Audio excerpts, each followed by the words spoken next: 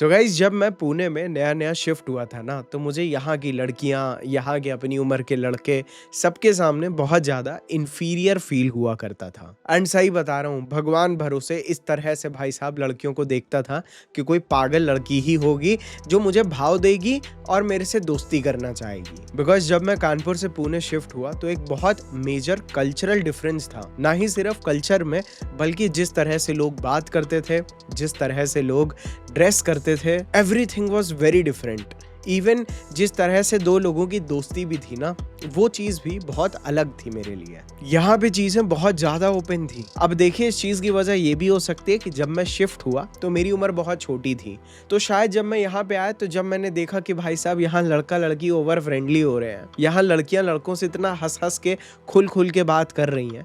ऐसा नहीं है कि ये चीज़ें कानपुर में नहीं होती होंगी, लेकिन कहने का मतलब ये है कि मैं अपनी लाइफ के उस ट्रांजिशनल एज में शायद शिफ्ट हुआ, तो शायद ये चीज़ मैंने वहाँ नहीं देखी और ये चीज़ मैंने यहाँ नोटिस की, जिस वजह से आज तो बहुत प्राउडली ट्रेडिशनल फील होता है, लेकिन उस समय पे ऐसा लगता था कि भाई साहब हम लोग इन लोगों के आगे बहुत छोटे हैं। मतलब लड़कों को लड़कियों के साथ किस तरह से रहना चाहिए, ये चीज़ जैसे मैंने 2010 में कानपुर में देखी थी, यहाँ पे भाई साहब बिल्कुल अलग। मतलब कानपुर में हो, आप यूपी में हो, वहाँ तो भाई साहब लड़का लड़की सालों रिलेशनशिप में आ जाते हैं, लेकिन कभी मिल ही नहीं पाते, बस दूर दूर से देखते हैं, पूरे मोहल्ले को पता नहीं चलता है कि सालों से चक्कर चल रहा है। और भाई साहब यहाँ पे चीजें बिल्कुल उल्टी। यहाँ पे एक लड़का और एक लड़की के बीच में कुछ नहीं भी है तो भी भाई साहब इतनी टची वाली बातें होती थी भाई। अब ये चीजें देख के आप सोचो मेरे अंदर भला कॉन्फिडेंस कहाँ से आए। अब ले देखिए भाई साहब, जहाँ पे आपको अपने लिए इतना खराब लग रहा हो, तो अगर आपको किसी लड़की से दोस्ती भी करनी है, या अगर आपको मान लो किसी लड़की को पटाना भी है,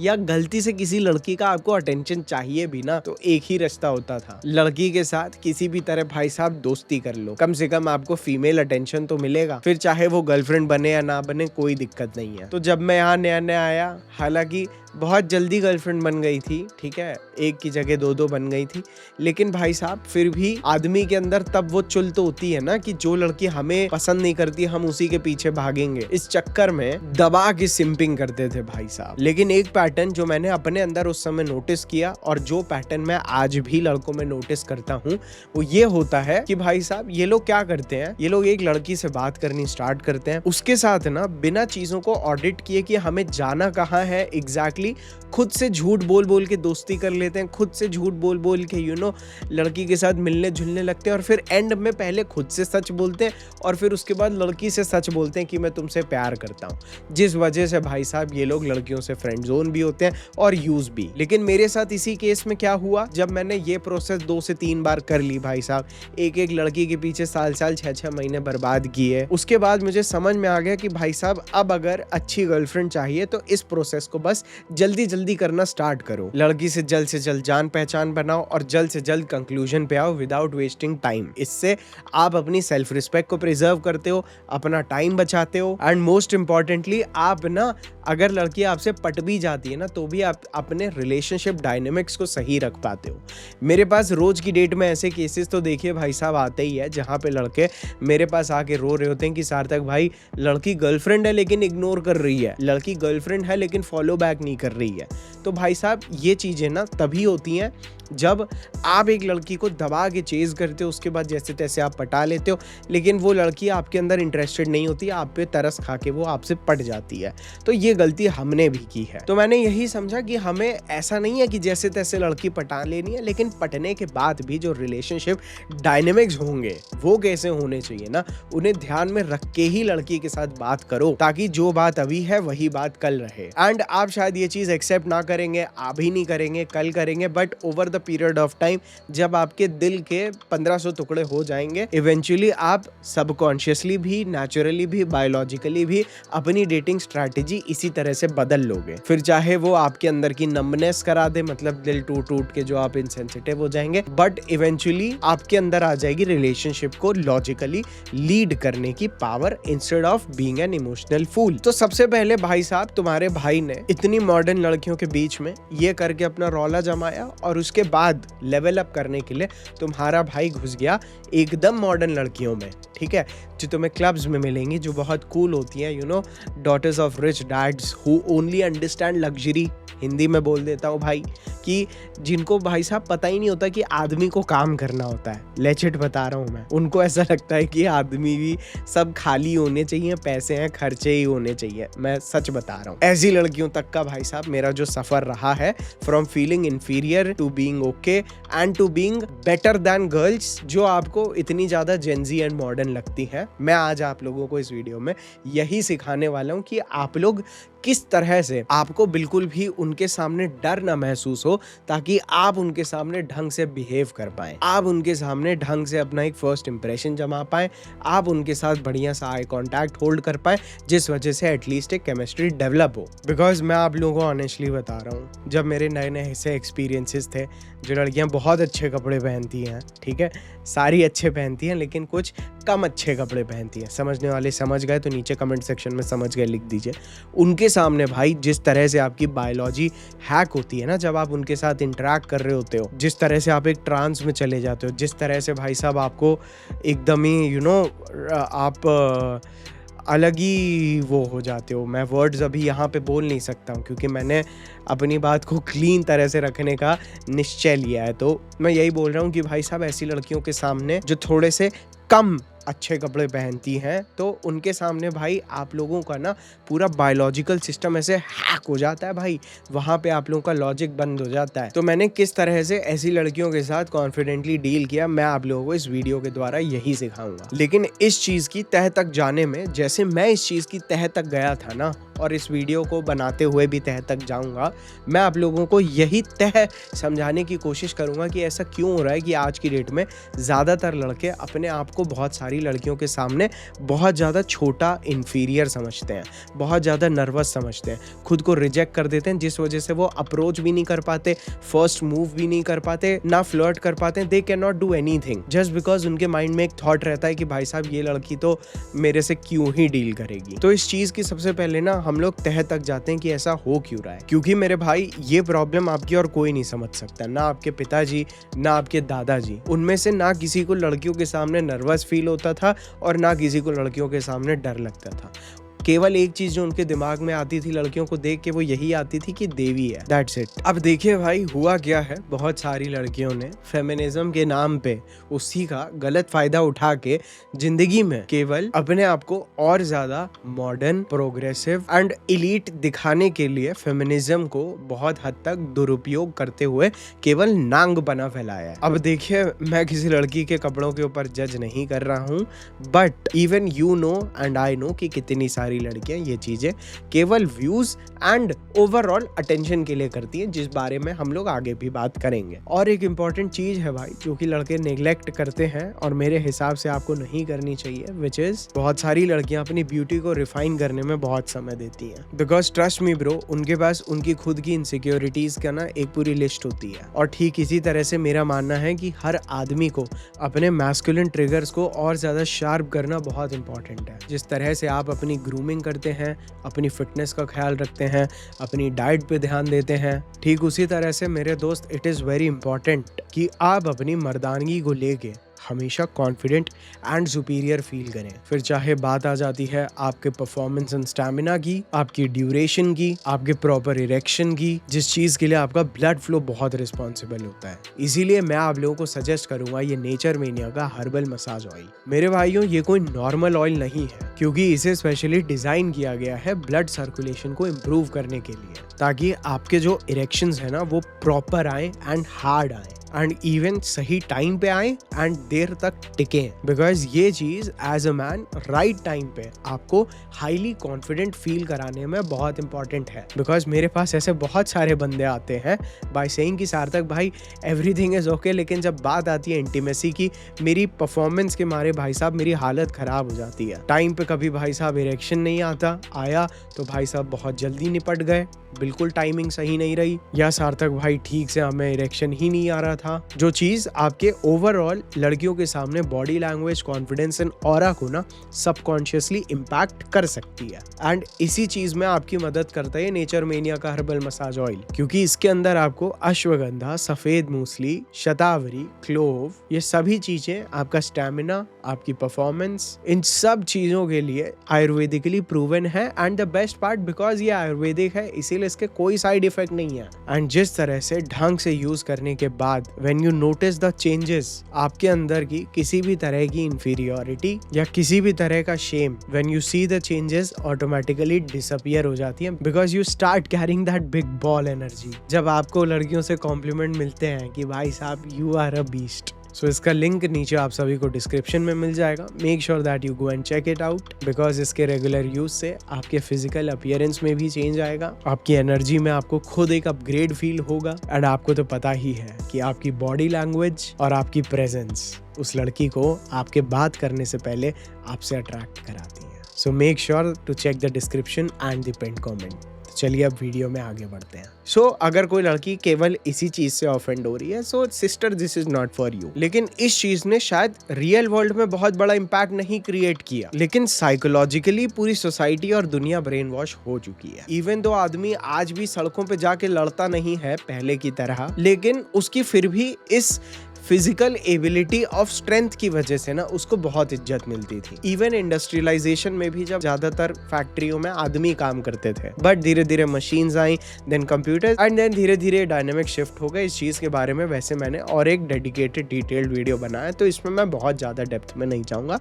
केवल मैं ये बोलना चाहता हूँ कि बची कुची भी ना भाई, इक्वालिटी से ज्यादा जिस चीज पे काम किया गया है वो है कि आदमी की वैल्यू गिराओ, दैट्स इट। बिकॉज अगर आप किसी भी रिलीजन से हो, किसी भी कल्चर से हो, किसी भी देश से हो, 99% केसेस में मैं आपको बताता हूं, अगर आप अपनी जड़ों में जाओगे ना, आपको वहां पे पता चलेगा that women are not just equal, women are kept as higher power. सालों से कुछ नया नहीं आया है यहाँ पे, हजारों सालों से ये सूडो फेमिनिस्ट कुछ नया नहीं लेके आए। ये जो अटेंशन के लिए माइक उठा के अपने आप को वॉइस ऑफ पीपल बन रही है, मेरे दोस्त, इस चीज को ना रिलीजन में इवन नारी को शक्ति कहा है, एंड बिना शक्ति के शिव भी शव है, ये लिखा हुआ है भाई। प्लीज मेरे से आप बहुत ज्यादा एग्जैक्ट फैक्ट्स मत एक्सपेक्ट करिए, मैं थोड़ा बहुत हमारी रेलेवेंस के हिसाब से बात कर रहा हूँ, so excuse me if I am wrong. So almost हर एक रिलीजन ने विमेन को as a source of divine power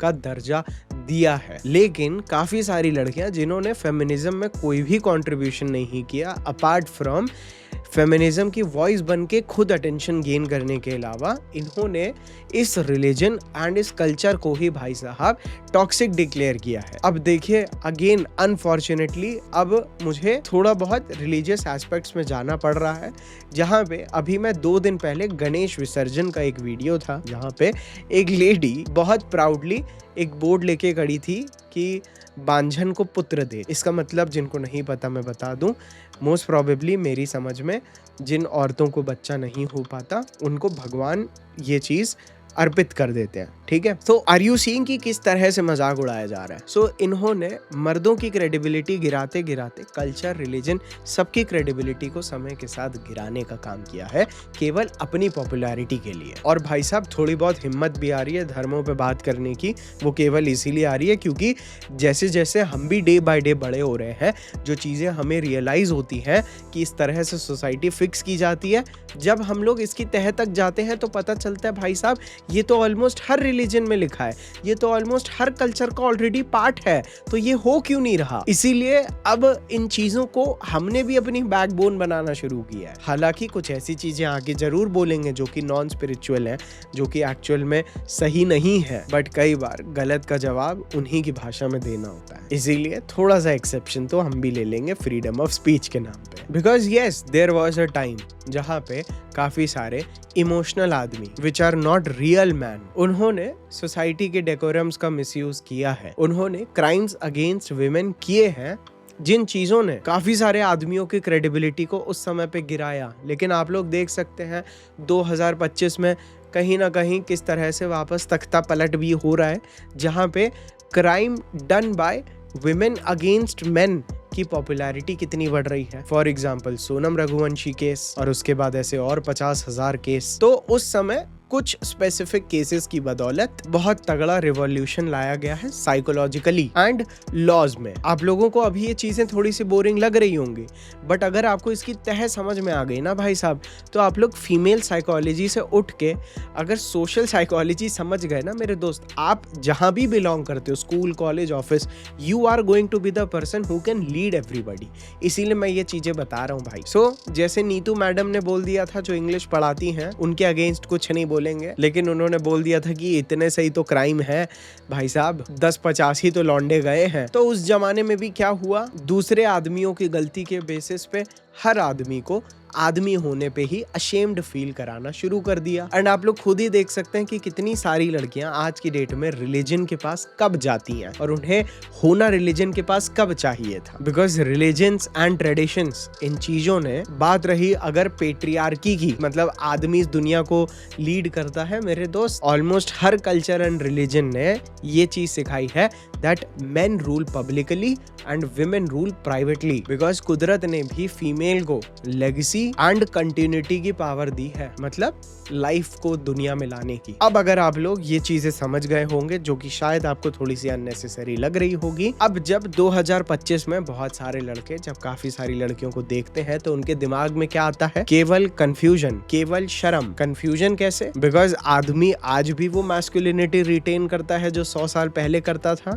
तो उसके माइंड में तो यही चलता है, भाई she is a lady and इसकी पूजा करनी है। उसके साथ में इस लेडी को लॉ ने भी प्रोटेक्टेड रखा है एंड साथ ही साथ कल्चर ने भी। तो मेरे भाई मेरी तो कोई औकात ही नहीं है, जो चीज एक आदमी को खुद के ही प्रति बहुत ज्यादा अनश्योर एंड इंफीरियर बना देती है। ये वन ऑफ द रीजंस है। बिकॉज आज की डेट में वही आदमी जीत रहा है जो ना कल्चर को मानता है और ना लॉज से डरता है। बिकॉज सामने वाली पार्टी के पास दोनों चीजों की पावर आ गई, ट्रेडिशन की भी एंड लॉ की भी। एंड ओवरऑल एक आम लड़का जो एक मिडिल क्लास घर से शायद बिलोंग करता है, बहुत एवरेज लाइफस्टाइल है, माँ बाप को केवल एक दूसरे के प्यार में देखा है, एक बहुत क्लोज फैमिली से है, वो जब बहुत सारी एम्पावर्ड लड़कियों को देखता है जिन्हें पता होता है कि सोसाइटी भी उनके साथ है, लॉ भी उनके साथ है, ट्रेडिशन भी उनके साथ है, उसके ऊपर से उनको मैनिपुलेशन भी आता है। फॉर एग्जाम्पल अपने आप को राइट मोमेंट पे विक्टिम बनाने का। मेरे भाई सामने वाले कमजोर आदमी के दिमाग में एक भी वजह नहीं आती कि वो अपने आप को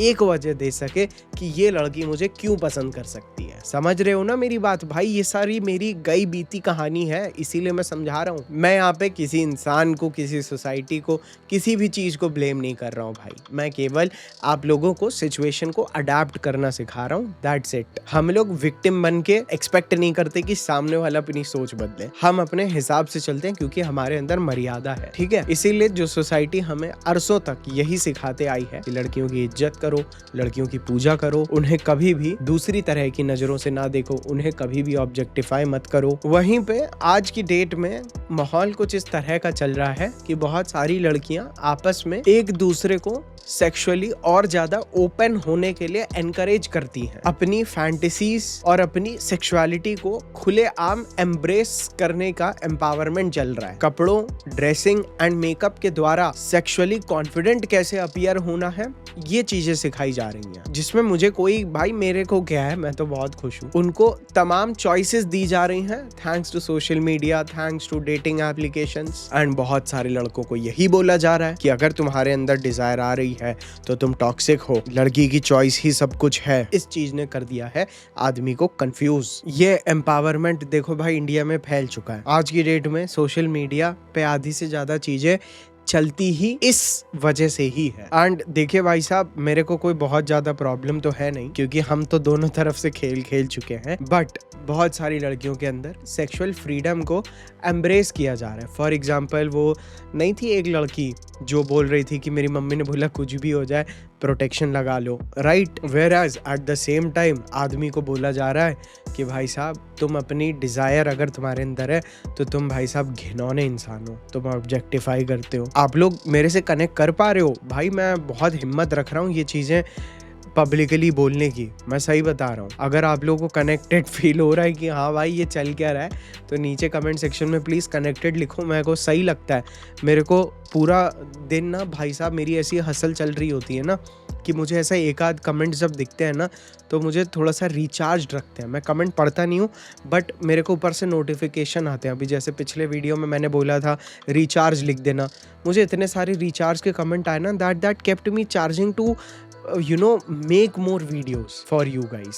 सो सिमिलरली कनेक्ट अगर आप लोगों को फील हो रहा है तो बताइए, क्योंकि ये दुविधा बहुत लड़कों के साथ है। बिकॉज इन चीज़ों का ओवरऑल आपके ऊपर बहुत गलत इम्पैक्ट पड़ रहा है। आपको लगता है उस लड़की की सेक्सुअलिटी आपसे ज़्यादा पावरफुल है, आपसे ज़्यादा डिवाइन है ना, जैसे कुदरत ने केवल एक ही चीज़ बनाई हो। वेयरएज जब आपकी सेक्सुअलिटी की बात आए तो भाई साहब ये तो ठरकी है, ये तो हवस है, इसके तो दुर्विचार है, ये तो डेस्परेट है। ये कंफ्यूजन हो रहा है ना, बिकॉज आधे से ज़्यादा लड़के for some reason I know even nice guys भी इसीलिए रिजेक्ट हो रहे हैं। बिकॉज जैसे ही उनके मन में होता क्या है, द मोमेंट उनके मन में डिजायर क्रिएट होता है, जिसे एक्चुअल में एक्सेप्ट करने की जगह घिनौना बोल के साइड करने के लिए हमें कहा गया था, जो कि एक समय के लिए बहुत रिलेवेंट था। मैं तो आज भी बोलता हूँ आपको ऐसा ही होना चाहिए। लेकिन जिस तरह से सोसाइटी आगे मॉडर्न बन रही है, आपको भाई साहब सूडो बनना पड़ेगा थोड़ा सा इस मामले में। सो आपके माइंड में आ जाती है डिजायर, जिस डिजायर को आप फोर्सफुली शेम की तरह देखते हैं। एंड जब आपके अंदर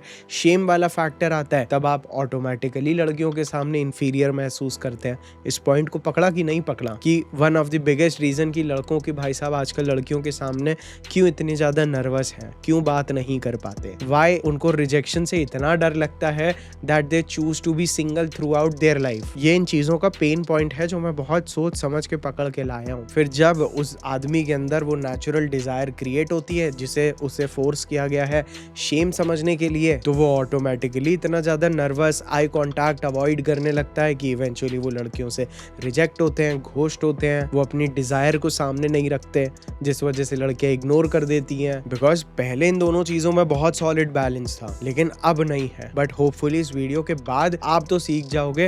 एंड भाई देखो, मैं देखता हूँ कई सारे लौंडे मुझे अपने तक रखते हैं। अरे भाई थोड़ा बहुत फैलाओ, ठीक है, अगर ये टॉक्सिसिटी भी है ना तो भी फैला दो, ताकि एटलीस्ट वापस सोसाइटी ना नॉर्मलाइजेशन की तरफ चली जाए। सही बता रहा हूँ। मेरे वीडियोस जब लड़कियां देखती हैं और बोलती हैं अरे ऐसा नहीं होता, तो मैं समझ जाता हूँ कम से कम भाई लड़कियां सतर्क तो हो गई। अब भाई साहब ये पक्का बैड बॉय नहीं है, एटलीस्ट एक अच्छा लड़का को टॉक्सिक बनने से पहले पसंद तो कर लेगी। मैं तो भाई 4 कदम आगे की सोचने वाला आदमी हूँ। हालांकि टॉपिक से डाइवर्ट नहीं होते हैं, क्योंकि आज की डेट में बहुत सारी लड़कियां अपनी सेक्सुअल पावर्स को और ज्यादा एम्पलीफाई करती हैं अपनी स्ट्रेटेजिक क्लोथिंग, अपने मेकअप, अपने फिल्टर्स, अपने वैलिडेशन एंड चॉइसेस के बदौलत। जिस चीज को देख के लड़कों के दिमाग में केवल यही आता है कि उन्हें उस लड़की के साथ अगर compete करना है तो उन्हें मनी एंड लुक्स का सहारा लेना पड़ेगा। और वो भी इस उम्मीद से नहीं कि वो लड़कियां उनसे पड़ जाएंगी, इस उम्मीद से कि एटलीस्ट भाई साहब हमें नोटिस तो करना स्टार्ट करेंगी, क्योंकि वो लोग कंपेयर और कम्पीट ही गलत डायरेक्शन में कर रहे हैं ना लड़कियों के साथ। अब मैं ये नहीं बोल रहा हूँ कि आप पैसा मत कमाओ, आप अपने लुक्स के ऊपर काम मत करो, लेकिन इस वजह से मत करो, केवल ये बोल रहा हूँ। थोड़ा सा ऑफ टॉपिक जाऊं यार, अगर आप लोग इंटरेस्टेड हो तो आप लोगों को थोड़ा सा एक चीज समझ में आएगी कि ऐसा हो क्यों रहा है।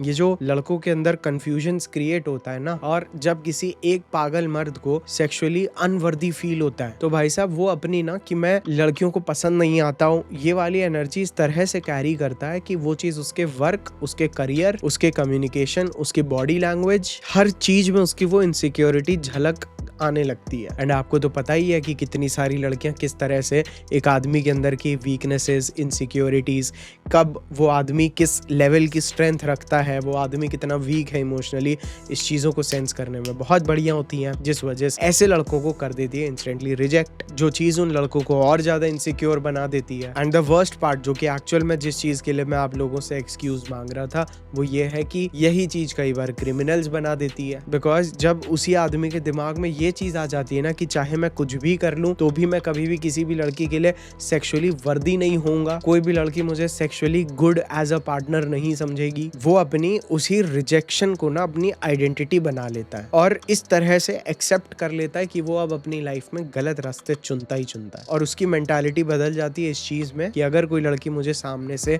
प्यार, रिस्पेक्ट, फिजिकल इंटीमेसी नहीं देगी तो ये चीजें मैं बाय फोर्स लूंगा। बिकॉज अब वो लड़कियों को सोर्स ऑफ वैलिडेशन वैलिडेशन भी नहीं देखते, वो अब इतने गिर चुके होते हैं that they start seeing women as an obstacle. वो उन्हें एक अड़चन की तरह नजर आने लगती हैं अपनी डिजायर एंड प्लेजर में, अपनी उस फेक मर्दानगी में। आप समझ गए मैं किन की बात कर रहा हूँ। एंड ये चीज देखिए उनकी साइकोलॉजी में भी होती है एंड काफी सारे लड़के भी इससे रिलेट करेंगे कि वो रिजेक्शन से इतना डर जाते हैं कि वो सामने वाले को चॉइस ही नहीं देते। चलो मैं ये नहीं बोल रहा हूँ आप इस चीज से रिलेट करो, लेकिन मैं आप लोगों को एक सोशल साइकोलॉजी समझा रहा हूँ ऑफ अ क्रिमिनल। मैं आपको क्रिमिनल नहीं बोल रहा हूँ, लेकिन ये चीज मैंने इस कॉन्टेक्स्ट में इसीलिए बोली थी क्योंकि मैंने देखा है कि बहुत सारे लड़के अब अटेम्प्ट ही नहीं करते रिजेक्शन के डर से ना, वो सामने वाला में रिजेक्ट कर पाए इसी चीज से ही दूर भागने लगते हैं और अपने को ही सजा देने लगते हैं एंड मन में अपनी 50 चीजें पका लेते हैं। तो इसीलिए बोला था। लेकिन जब वो लोग इस तरह से फ्रस्ट्रेटेड होते हैं, तो जब उन्हें इक्वालिटी फील नहीं होती, तो वो बाय फोर्स अपने आप को सुपीरियर महसूस कराते हैं और उन्हें कहीं ना कहीं डोमिनेंस एंड रिस्पेक्ट एक चीज लगने लगती है। लेकिन भाई आपको उस डायरेक्शन में नहीं जाना है, आपको केवल ये छोटा सा एक पॉइंट समझना था। अदरवाइज इसके ऊपर अलग वीडियो बनाओ तो भाई कोई अपनी मेंटालिटी तो सुधारेगा नहीं। बट ठीक है, let's not jump off the topic, let's not get off the topic, come back to it. So देखो भाई, अगर आपको इन चीजों के ऊपर उठना है, अपने आप को सुपीरियर आदमी समझना है, लड़कियों को अपने पीछे चेज कराना है, ऑटोमेटिकली आप चाहते हो कि उनके माइंड में एक ऐसा मैसेज जाए कि ये हायर वैल्यू आदमी और मेरे को इसे चेज करना है, तो सबसे पहले अपनी वैल्यू को female validation and sexual validation से अटैच करना बंद करो। सबसे पहले इस आदत से बाहर आने में मुझे बहुत टाइम लगा, even after becoming a coach, कि मुझे जस्ट बिकॉज एक लड़की भाव देती थी या मुझे कंटिन्यूस किसी ना किसी लड़की से भाव मिल रहा होता था, मेरे को बस तब फील होता था कि मैं बहुत काम का आदमी हूँ, बहुत बढ़िया आदमी हूँ। सो इस वैलिडेशन से जल्द बाहर आओ भाई। और आप इसमें फंसे हो, इसमें आपकी भी कोई गलती नहीं है। ये जो पहले मैंने आपको पूरा समझाया था ना कि ये सोशल साइकोलॉजिकल डायनेमिक्स कैसे रिवोल्यूशनाइज हुए हैं, ये चीजें उन्हीं चीजों के बाय प्रोडक्ट हैं, ये उन्हीं की वजह से हो रहा है। It is nothing to be on you. तो खुद को मत कोसो मेरे प्यारे भाई, आप केवल इस चीज को एक्नॉलेज करो। मैं ये नहीं बोल रहा हूँ कि आप लड़कियों को सुपीरियर मत समझो, लेकिन मैं ये जरूर बोल रहा हूँ कि आप अपने आप को किसी से भी ना इन्फीरियर, छोटा या लेस वर्दी मत समझो, क्योंकि अगर आप ऐसा समझोगे तो आप हमेशा उनके वैलिडेशन के पीछे भागोगे कि वो आपको वैलिडेशन दें, वो आपको इंपॉर्टेंट फील कराएं, वो आपको भाव दें, वो आपसे बात करें। एंड मैं अब आने वाले 50 वीडियो में भी यही चीज बार बार बोलने की हिम्मत रखता हूँ कि सेल्फ वैलिडेशन के पीछे भागो। बिकॉज जब एज अ मैन आपको मेरे भाई ऐसा महसूस होता है ना कि मैं एक वैल्यूएबल मर्द इसीलिए हूँ क्योंकि मैं चीजें बिल्ड करता हूँ, मैं लोगों को सही रास्ते पे लीड करता हूँ, मैं प्रोटेक्ट करता हूँ, मैं चीजें क्रिएट करता हूँ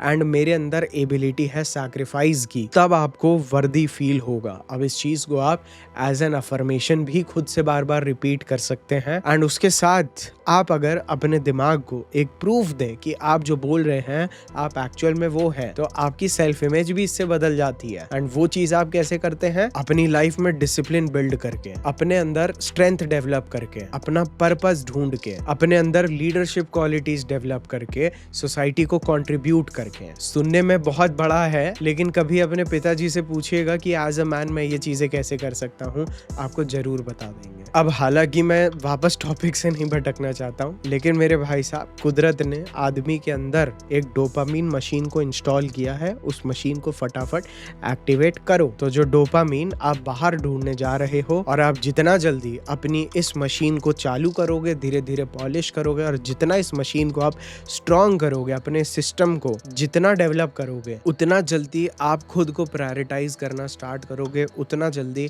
आप दूसरों के वैलिडेशन के पीछे भागना बंद करोगे। किसी और का आपके प्रति क्या ओपिनियन है, आपको कोई लेना देना नहीं होगा इस चीज, बिकॉज आप खुद को वैलिडेशन देते हैं। क्योंकि वो जो मैस्कुलिन कॉन्फिडेंस होता है ना, वो सेक्सुअल एनर्जी से ज्यादा सेल्फ इंप्रूवमेंट से डेवलप होता है। और देखो भाई, बीइंग अ कोच जिसने पिछले 5 साल केवल लड़कियां पटाना सिखाया है, मैं इस चीज को कभी भी अंडर एस्टिमेट नहीं करूंगा, which is the power of reps, sets and volume. मतलब जितना खेल खेलोगे उतना प्रैक्टिस होगी और उतना एक्सपर्ट बनोगे। मेरे शब्द केवल 10% के लिए आपको बाहर पुश करने के लिए बहुत होने चाहिए, रेस्ट 90% आपके दिमाग को feedback, data, real life experiences जो आप दोगे ना, आप खुद के ही सबसे बड़े कोच हो। बिकॉज मैं आप लोगों को यहाँ पे साइकोलॉजिकली जरूर बता सकता हूँ कि क्यों आप गलत सोच रहे हो कि आप किसी से कम हो, लेकिन जब आप ये चीज खुद को प्रूव कर देते हो ना बाहर एक्चुअल जाके खेल खेल के, तो आपको समझ में आता है कि सामने वाला मुझे नहीं खुद को रिजेक्ट कर रहा है। बिकॉज वो लड़की मुझे जानती ही नहीं है कि आदमी कितना पर्पस ओरिएंटेड, कितना हसलर टाइप का है, इसे कोई भी लड़की मिल जाती है, वो आपको जानती ही नहीं है। So she is not rejecting you, वो खुद को रिजेक्ट करती है। एंड दूसरी चीज, even after a lot of rejections आपका माइंड एंड आपकी बॉडी इस तरह से डिसेंसिटाइज हो जाती है कि आपको किसी चीज का डर ही नहीं रहता। फिर इंफीरियोरिटी तो दूर की बात। हाँ, आप मेरे एक्सपीरियंस से जितनी फीमेल साइकोलॉजी समझेंगे, जितना अट्रैक्शन को समझेंगे, चीजें आपको उतनी कम मिस्टीरियस लगेंगे, और जितनी कम मिस्टीरियस लगेंगी आप उतना कम डरेंगे। लेकिन but practicality is always going to be the boss. So सबसे पहले अपने अंदर की सेक्सुअल शेम को हटाओ, एटलीस्ट अगर आप आज की डेट में हो। बिकॉज पहले की डेट में काफी सारी लड़कियां भी आज जैसे हैं उससे बहुत डिफरेंट हुआ करती थी, तो तब अगर आपके मन में तब भी विचार आ जाए तो भाई बहुत दुविधा है। लेकिन आज की डेट में अगर आपको विचार आ रहे हैं तो आपको कुछ करना नहीं है, आपको केवल उस सेक्सुअल ड्राइव को एक्सेप्ट करना है। बिकॉज अगर आप उसे एक्सेप्ट नहीं करेंगे तो आपके अंदर सेक्सुअल शेम डेवलप होगा। अब मैं यहाँ पे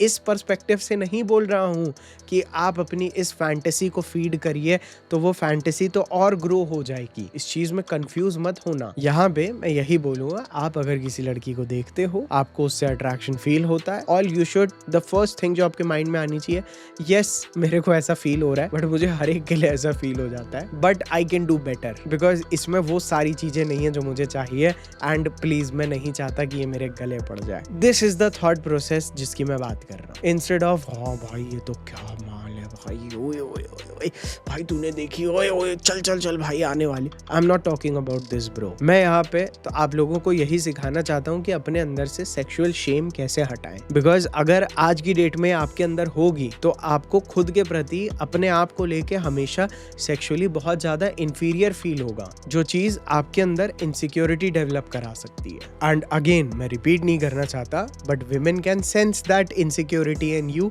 एंड आपका रिजेक्शन तय। एंड फिर आपको अपने अंदर की वो शेम जो इनसिक्योरिटी में बदली, अब वो आपको वर्थलेसनेस की तरह लगने लगी कि भाई मैं तो बिल्कुल वर्दी नहीं हूँ। एंड इवेंचुअली आपने अपनी ओवरऑल सेक्सुअल इमेज भी इतनी ज्यादा लो कर दी, now you have no confidence. इसीलिए जैसे मैंने पहले बोला कि अट्रैक्शन को नेचुरल समझो, डर्टी नहीं, दैट्स इट। उसके पास सेक्स कंट्रोल करने की पावर है, मेरे दोस्त तुम्हारे पास उससे भी बड़ी पावर है of giving the commitment. Yes, ये चीज मैटर करती है when you are masculine enough. But मैं यही बोलूंगा कि सबसे पहले अब आज की डेट में जिस तरह से सेक्सुअलिटी को फ्रीडम दिया जा रहा है, मैं केवल ये चाहता हूँ आदमी से कि मेरे भाई आप ना सेक्स को दोनों तरफ से ना समान देखिए, दोनों तरफ से इक्वल देखना स्टार्ट कर दीजिए, इसको रिवॉर्ड मत समझिए, ठीक है। अब मैं ये नहीं बोल रहा हूँ कि जाइए भाई साहब अब मेरे पिछले 10 वीडियो देख के दबा के चुम्मा चाटी कराइए randomly, no bro, we don't do degeneracy over here any more. आपको फिर भी फाइनली बिना किसी लड़की को बिगाड़े इवेंचुअली ऐसी ही लड़की ढूंढनी है जिसके लिए सेक्स मतलब प्लेजर नहीं लव मेकिंग हो। Getting my point? So sex को अपनी ज़रूरत समझ सकते हो, लेकिन भीख और सामने वाले ने तुम्हें भीख दे दी ऐसा मत समझो। एंड इवन मैंने आप लोगों को पहले भी बताया है, बात यहाँ पे सिर्फ फिजिकल इंटीमेसी को समान समझने की बात नहीं है। इवन बहुत सारी लड़कियां भी आपसे तभी अट्रैक्टेड फील करती हैं जब आप उन्हें equally, normally and Fairlie treat करें। अगर आपका कोई दोस्त कुछ गलती करता है और उसके बाद आप उससे बात नहीं करेंगे, the same thing goes to the girl. उसने आप कुछ ऐसा किया जो आपको पसंद नहीं है, आपने उससे दोस्ती तोड़ दी, आपने यहाँ पे उससे ब्रेकअप कर लिया, दैट्स इट। बहुत सारी लड़कियों को जब तक उनके जैसे उन्होंने किया वैसे को तैसा ना महसूस हो, उनको ऐसा महसूस नहीं होता कि वो सही रिलेशनशिप में एक सही आदमी के साथ हैं। और ये करने के लिए stop getting manipulated bye them. उनके वर्ड्स पे यकीन करना बंद करिए एंड बिलीव इन एक्शंस। उनकी बायोलॉजी से अपने माइंड को हाईजैक होने मत दीजिए, जहाँ पे आपके दिमाग को पता भी है that this makeup is artificial, तो भी अगर आप उसमें बह रहे हैं then there is something wrong with you my boy. अगर आप उस आर्टिफिशियल चीज़ों को अनअटेनेबल यानी अपनी औकात के बाहर का समझ रहे हैं, देन ब्रो तुम्हें पेलूंगा मैं। पेला है मतलब क्या होता है? दो मतलब होते हैं पेलने के बेटा। अक्षय कुमार वाला जोक याद आ गया, कौन सा वाला पेलना? नहीं भाई, हम भाई हैं यार। क्योंकि देखो भाई, जब तक तुम्हारे अंदर से ऐसी एनर्जीज नहीं निकलेंगी ना, तब तक तुम वो लड़के रहोगे जिन्हें लड़कियों के ऊपर क्रश आते हैं, ठीक है, जो लड़कियों की लाइफ में जी रहे होते हैं और वो उस लड़की की लाइफ में ना एक बैकग्राउंड कैरेक्टर की तरह प्ले कर रहे होते हैं। मैंने भी वो काम किया है भाई। और सबसे गलत चीज़ जो आप कर सकते हो इज़ आप लड़की से खुद को कंपेयर करना। This is the most rubbish thing कि आप अपने आज को उसके आज से कंपेयर कर रहे हो।